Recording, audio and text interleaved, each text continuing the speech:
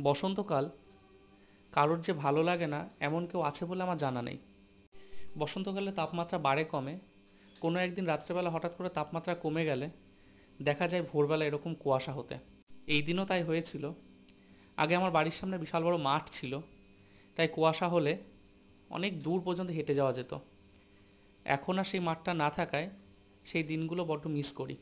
কিন্তু এই রেলের গেটে ডিউটিতে এই জিনিসটা কিছুটা কেটেছে।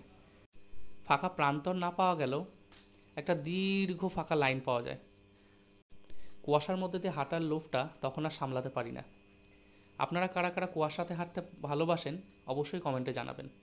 আমিও ট্রেন না থাকার ফাঁকে একটু লাইনে হেঁটে নিলাম। সকালবেলা মর্নিং ওয়াকও হলো, আর মনটাও ফ্রেশ হয়ে গেল। আর চারিদিকে পরিবেশ, সেটা তো বলে বোঝানোই যায় না। এত দারুণ পরিবেশ ছিল, সত্যি অসাধারণ।